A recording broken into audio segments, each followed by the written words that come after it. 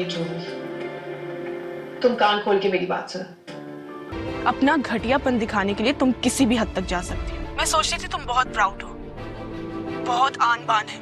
तुम्हारी जरूरत कैसे हुई मेरे हस्बैंड शहराम के ऑफिस जाने की? वो मेरा भी हस्बैंड था।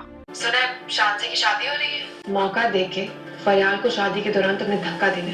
दहेज और जेवर से ना लड़की का घर बसता है, ना ससुराल में उसकी इज्जत होती है। लेकिन अब मुझे अंदाजा हो गया तुम बहुत गिरी हुई।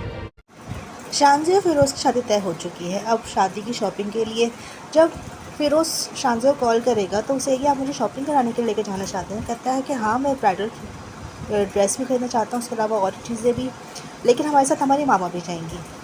फिर वो लोग सब शॉपिंग पे चले जाते हैं। जब वहाँ पे शॉपिंग पे जाते हैं तो वहाँ पर राहिल मिल जाता है, जो कि शानजी का पहला शौहर है।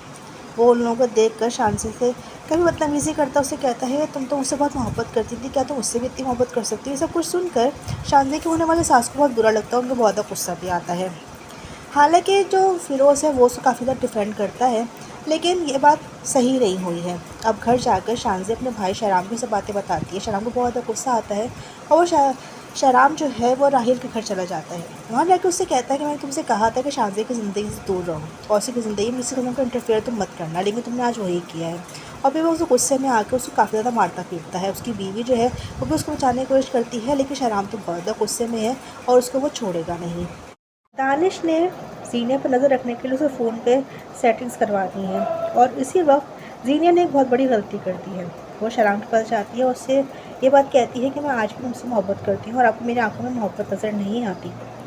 अब ये बात सबको पता चल जाएगी। जब वो घर जाएगा दानिश को सवाल जवाब करेगा कि तो मेरा मना करने के बावजूद कहाँ गई थी, तो वो उससे झूठ बोलेगी अपनी माँ के पास गई थी। दूसरी जाने जो फरियाल है उसको भी ये बात पता चल जाती है। अपनी माँ से कहती है, उसकी माँ बहुत गुस्से में जीने की माँ के पास जाती है। उससे कहती है कि तुम्हारी बेटी किस कदर बदतमीज़ है कि उसको ना तो मज़हब का ख्याल है और ना ही अखलाकियात का। उसको ये भी अंदाज़ा नहीं कि वो क्या हरकतें करती फिरती है। वो आज शहराम के ऑफिस गई थी उससे मिलने के लिए, लेकिन मैं आप मुझे ये बताइए वो किस हैसियत से उससे मिलने के लिए गई थी? फरियाल जीना को कॉल करती है, उसको बातें सुनाती है कि तुम मेरे शौहर के ऑफिस क्यों गई थी। तो धड़ल्ले से जीना आगे से कहती है मेरा भी शौहर था। तो फरियाल उसे कहती है तुम्हारा था और मेरा शौहर है। तो मुझे तो लगता था कि तुम बहुत ही अनापरस्त हो, बहुत ही अकड़ वाली हो, लेकिन तुम तो इंतहाई घटिया हो रही हो। तुम्हें इसी किस्म का भी कोई पछतावा नहीं होता, तुम किस किस्म की हरकतें करती हो। ये बात सुनकर जीने को बहुत गुस्सा आता है। फिर वो कॉल करके कहती है कि शादी की शादी होने वाली है, वो शादी में जाओगे और वहां पर फरियाल जो कि माँ बनने वाली है उसको धक्का दे दोगे ताकि उसका बच्चा इस दुनिया में ना रहे। अब वो फरियाल से बदला लेने के लिए पड़ तोड़ रही है।